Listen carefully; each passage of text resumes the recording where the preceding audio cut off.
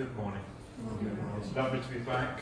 Whether this is your first time here or whether you've been coming here forever, welcome. Welcome to our time of celebration, reflection and community. My name is Rob Whiteman and I am the minister with Dundee Unitarians, but I did my placement here, as some of you may remember, a number of years ago. Let us take a few moments to invite the spirit of life and of love to be present with us, present among us, to awaken within us.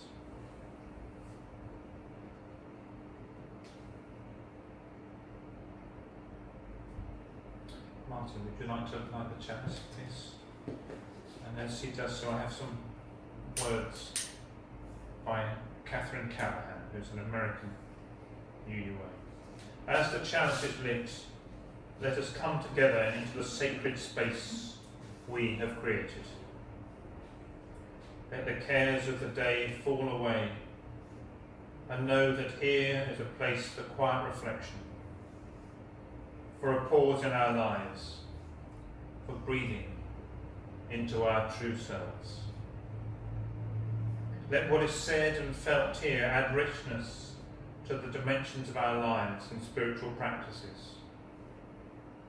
We are strong together in community. We share the experience of being human. Let the warmth of the chalice lit during our time together connect us and carry us into the world. This is completely unscripted, but I often send my services to a friend of my mother's who's in her mid-80s. She's got cancer and she's slowly declining. She gets out once a week to meet my mother for coffee. But she enjoys receiving the service. She reads them through. She sends me a comment. I send her a YouTube link to all the music. She hasn't seen this one. And she comes up with wonderful comments. But the fact that that will at some point appear on Facebook, somewhere, YouTube, she'll be able to see it. But just so everybody knows it's there. But I think it points this way. But I've met her once, so that'll be a great joy to be able to share her, because she says she can't really get out of the house much, but she'd love to come to a service one day. That's the closest she'll ever get. So thank you very much for that. And I want to start with a reading from Psalm 19. How clearly the sky reveals God's glory. How plainly it shows what he has done. Each day announces it to the following day. Each night repeats it to the next. No speech or words are used. No sound is heard. Yet their message goes out to all the world and is heard to the ends of the earth. God made a home in the sky for the sun. It comes out in the morning like a happy bridegroom, like an athlete eager to run a race. It starts at one end of the sky and goes across to the other. Nothing can hide from its heat.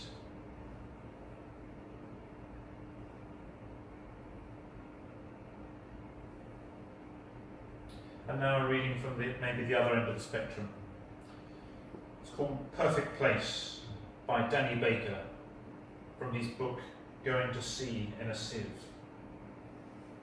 I can actually pinpoint one morning during the mid-60s when I convinced myself I had achieved a mental state approaching what I believe Buddhists call bodhisattva, that near ecstatic realm of realization as the penny drops that you have a perfect place in the unfolding universe. It revealed itself just outside Horning in Norfolk. This is not fanciful nostalgia. Every detail of that instant has sat in the centre of my consciousness ever since. It was July 1966. I was nearly 9 years old. We always holidayed on the Broads, and the family had recently taken possession of the gorgeous wooden cruiser that was to be our floating home for the next fortnight.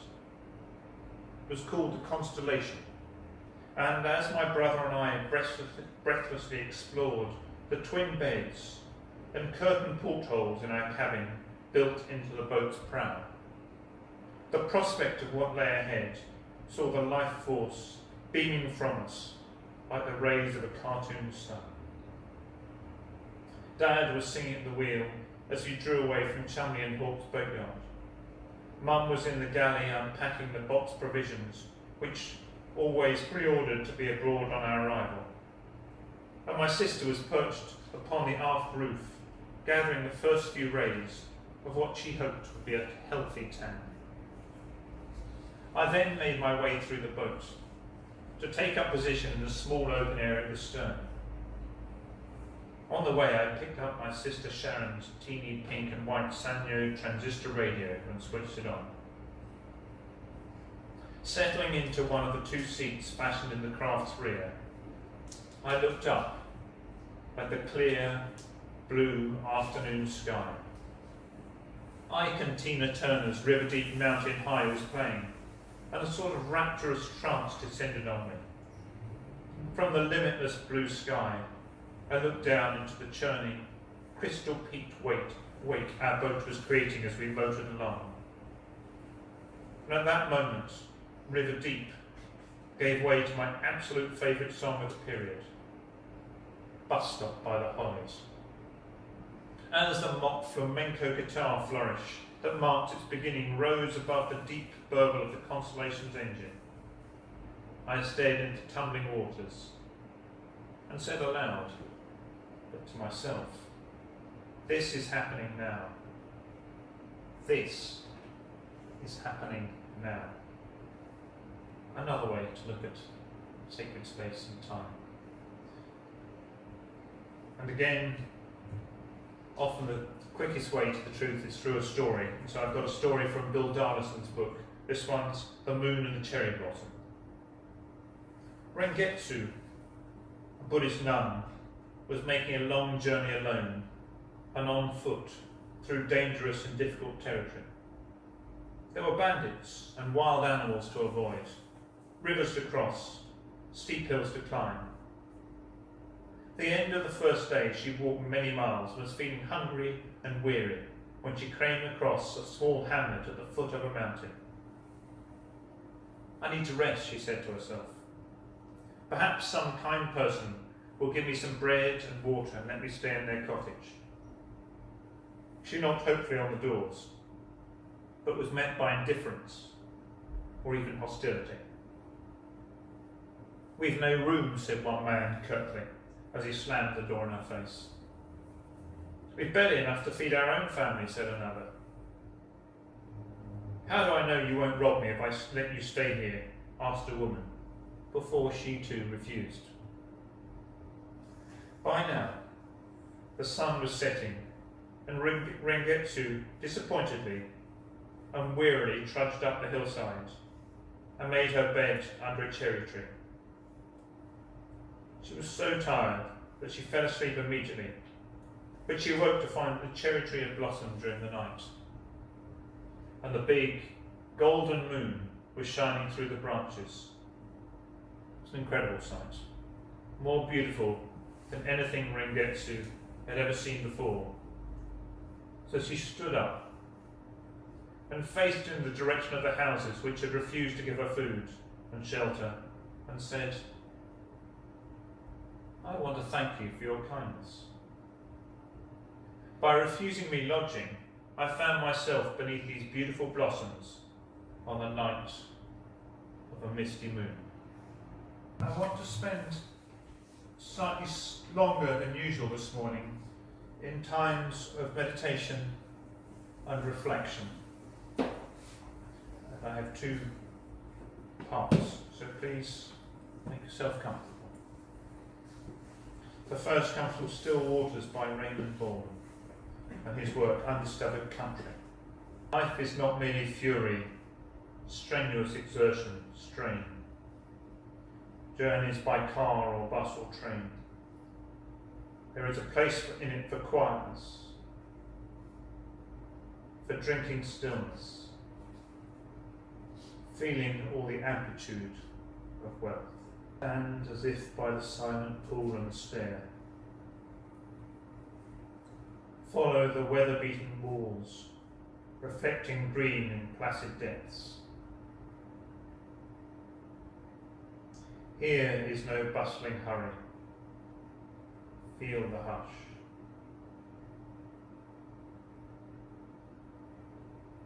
All sound is muted. Nothing stirs. Here, years find benediction. This is the Spirit's peace. The very earth is filled with it, as though a secret had been won, and lay disclosed in sure safekeeping. Love is mirrored here. The second exercise, I want to take you to Walden Pond, which is near Concord in Massachusetts. It's where Henry David Thoreau took himself off for 2 years to live a life in the woods. Live a life of awareness and reflection.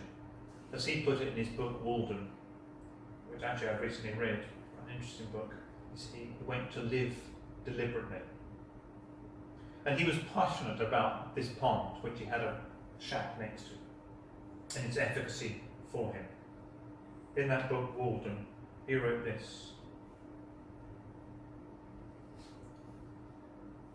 "In such a day, Walden Pond is a perfect forest mirror.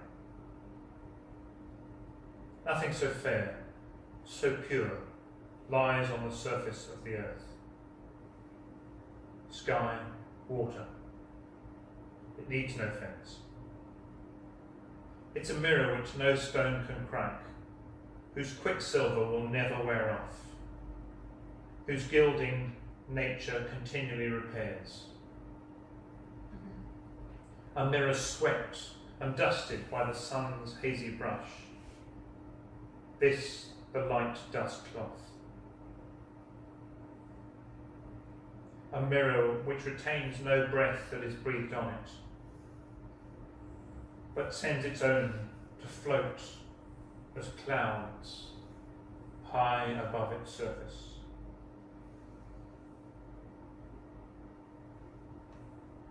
It is no dream of mine to ornament a line. I cannot come nearer to God and heaven than I live to Walden even." And if you go to Walden nowadays, there's a visitor centre, as these places always have. And if you go into the visitor centre, you're invited to add to an interactive database, as you do in these places nowadays. You're invited to add the location anywhere in the world that you feel has a similar efficacy, resonance, and significance for you, answering the question, where is your Walden? Where is that place for you? And so gathered around our own silent reflective pool, I invite you to call to mind somewhere that has resonance for you. A place for quietness, for drinking stillness, for feeling the amplitude of the wealth that is your life. And we'll probably take 3 or 4 minutes for this, and then David will offer our musical offering.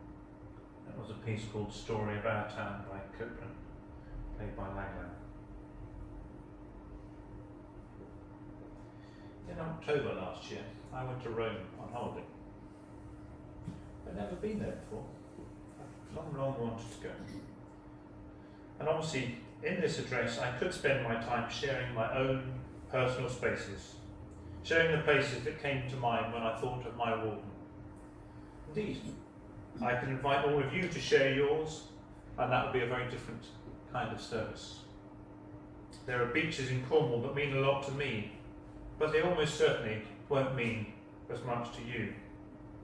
However, what I do want to do is to consider ideas of what sacred space might mean. And I started that consideration in our readings and meditation. There's a church in Rome called San Clemente. It's possible that some of you have been there. It's certainly a well-known destination in Rome, and it's even more likely that one particular image will be known to you. There's one particular picture in it. Rome is full of churches, In fact, I hadn't realised there are quite so many. There are an enormous number of churches in Rome, and almost all of them are decorated in the Baroque style. If you want to go and look at Baroque architecture, go to Rome. It's stunning. And they are incredibly impressive. But today's St. Clemente is the 12th century church, and it has a glorious apse that will be back there. It's much bigger. Golden thing. Golden, glorious, golden mosaic. And around the bottom are the 12 apostles as sheep. I don't think I have names on them, but the 12 apostles, the 12 sheep around the bottom, sort of pastoral scene. And if we were standing if I was standing in front, back there would be this side chapel which has some Florentine mosaics. So it's a bit different to most everywhere else. And until the middle of the 19th century, it was generally believed that the basilica that I stood in, that bit at the top, was the one to which St. Jerome had referred in 392, when he wrote that there was a church in Rome preserved to the memory of St. Clement. It's a brief aside. St. Clement was a 1st century Roman, but was supposed to have been martyred in the Black Sea. And there's a fresco of a thing called the Miracle of the Sea of Azov in the church. And it depicts the miraculous survival of a child caught by the tide in the Sea of Azov. Once a year, the tide is said to recede in the sea to reveal the tomb of St. Clement. On one occasion, they always to go out there, one occasion, a child was caught by the tide, but was recovered safe and sound from the tomb the next year. When the next time they went back a year later, child sitting there, okay, this was the miracle of the Sea of Azov, and there's a mosaic to that in the church. So that's who St. Clement is, but back to the church. In 1857, Father Joseph Maluli began excavations under the present basilica. He was in the church one day and he spotted a sort of void somewhere in the walls, and they started digging. The church is looked after by Irish Dominicans, and his excavations uncovered a 4th century basilica underneath. So underneath St. Clement, the thing I was in, there's a 4th century basilica. This dates from the time of Constantine, when Christianity became the official religion of the Roman Empire, so just to put it in some sort of context. And this basilica survived until the 12th century, when the structure was found to be in poor condition, and it was abandoned and filled in with rubble. Hence they could take all the stuff out, filled in with rubble, and they built the next church on top of it. So the tops of the pillars, they filled the rubble to the top of the pillars, built another church. In the 4th century, Pope John II donated a thing called a Schola Cantorum. It's a sort of marble structure.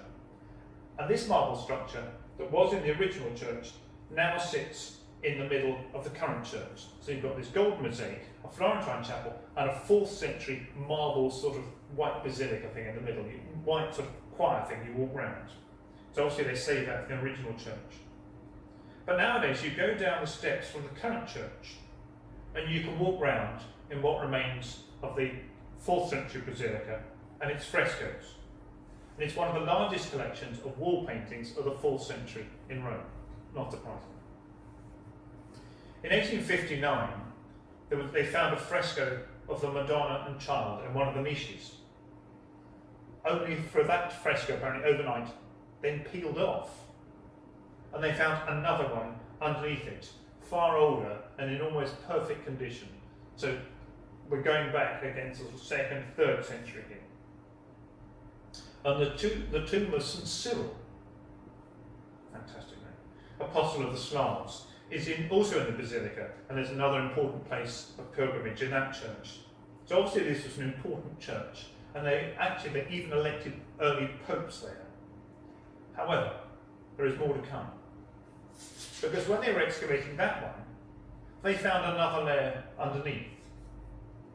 They found a 1st century layer. So you've got church, basilica, 1st century layer. And it includes 2 buildings separated by a passage. And in one of those buildings is a Mithraic temple. And there's an altar in it. And it's this altar you might have seen in documentaries. It's a sort of square thing that stands about that tall. It's a square picture with a Mithraic image on it. You're not allowed into the room with that. You sort of stare through a grill at this thing. Probably seen documentaries. There are also traces of a building that was destroyed in the fire of Nero in AD 64. So we're 2 levels down. This is roughly the level of the Colosseum. It's staggering to be there. And in the corner of this, there is a crystal clear spring that runs underneath the whole building. You look at, there's a sound of running water, and it looks absolutely crystal clear. There's a sort of space, and you look into this spring running under 3 layers of building in Rome. It's stunning. As you can see, this church is a special place for a number of reasons, but it's obviously been a special place for millennia. People have found something special. It also differs from all the other churches I visited in Rome in that it banned photographs. You weren't allowed to take a picture inside, and they had a really mean looking bouncer who was huge and sort of shaven-headed, who actually sort of stared at you if you even got a phone out or a camera, and he prevented anybody from doing this. So when I got back, I emailed them. I said, why do you ban photographs? But they didn't come back to me. I've not had a response. But it struck me as odd, because even if you go to St. Peter's, photographs everywhere. All the other churches, photographs everywhere. The one place, that, apart from that banned photographs was the Sistine Chapel. I could see why. Various reasons. It's tiny. There are millions of people walking through it. There are a number of steps in it, going up and down. So I thought just a sort of safe space, the throughput of people, the preservation of the pictures, you can see why they don't allow pictures into the Sistine Chapel. But I couldn't, with the same out with it. But that made me think about what sacred space is. There are many sacred spaces and objects. But are they inherently sacred or special? Or is it merely that something that we attach to them by virtue of our experience of them? Some people will tell you that Lindisfarne, Iona, Avebury, Stonehenge, Callahan, I go on, many others, are thin spaces where the divine seems especially close. But is that the nature of the places themselves, or because we know them to be such and program ourselves to believe it? You know you're going into a special place, do you persuade yourself it's special? Or is it actually special? And Shakespeare evoked some of this in Richard II. He said this royal throne of kings, this sceptred isle, this earth of majesty, this seat of Mars, this other Eden, demi-paradise, this fortress built by nature for herself against infection and the hand of war, this happy breed of men, this little world, this precious stone set in the silver sea, which serves it as an office or a wall, or as a moat defensive to a house against the envy of less happier lands. This blessed pot, this earth, this realm, this England. A bit of Shakespeare. Now, whatever you may feel about the jingoism of the sign-off there, we can at least admire the poetry of the language and the extension that he makes of sacredness from place to people, relationship and experience. It's not just the place, it's the people he's extending it. And again, that broadest sacred feel was there in our readings. While there may be a propensity to experience the sacred in certain places and at certain times, it may be part of the panentheism that many Unitarians hold, that the sacred, the divine, can be experienced anywhere and at any time if we are open to it. Our individual Waldens will be very different and quite possibly incapable of communication to each other, but nevertheless unquestionably real in the truest sense of the word. In his film LA Story, Steve Martin asks questions about sacred space, love and interaction, ostensibly with relation to LA itself, but hinting at much more. Earlier on, his character says this: "As far as I'm concerned, there are 3 mystical places in the world. The desert outside Santa Fe, the tree of life in the Arab Emirates of Bahrain, and the restaurant at Sunset and Crescent, because that's where I first met her and touched her."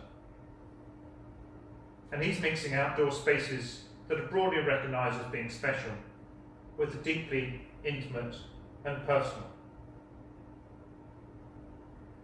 I don't think that I, or perhaps anyone, can distill the essence of sacred space. But I suspect that if one could, relationship would be a key feature. Relationship with a loved one. Relationship with ancestors, either your own or ancient. Relationship with the divine in some form. I'm a member of a debating club in Edinburgh that meets in its own suite of rooms by candlelight in front of an open fire in winter. And recently we celebrated 200 years in our halls. They are redolent with history and 200 years of artefacts, pictures and memories. About 15 years ago there was a fireman's strike, and we thought it probably wise not to meet in front of an open fire, because obviously if we had a problem we wouldn't have a leg to stand on. So for the first time in living memory we met somewhere else. We found somebody who had a big enough flat, and we took some of the portable items with us and conducted our business as it had been conducted since the mid-18th century. The 200-year-old halls were actually a successor to a previous building, certainly as far as we know, and that the conducting of our business appears in the novels of Scott and Stevenson and people like this, so we've got reason to think that. And yes, it was very different being in somebody's flat as opposed to these halls, but it still had a very special feel. And I think that was also because relationship sits at the heart of that society. Now I know that here at Newcastle Unitarians, you're facing a time of change with your building. But I'm sure that relationship will be at the heart of what continues to be a sacred space for you. So it's a great joy to be here. I wish you well, and I wish you well with your building and with your sense of sacred space, not just for yourselves, but also as a community. And so it's quite short this morning, but I wish to close with a benediction.